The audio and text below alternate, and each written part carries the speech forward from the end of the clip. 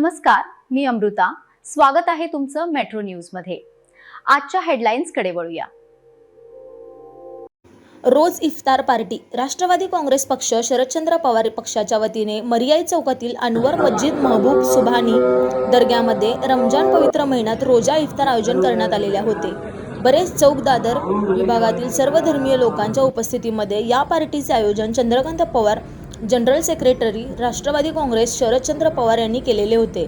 यावेळी सिकंदर गोलंदाज शेख भैया, वसीम शेख, जावेद शेख, सुनील कदम, सरफराज शेख, आनंद पवार, सुरेश सिंग पवार, यश गायकवाड इत्यादी उपस्थित होते.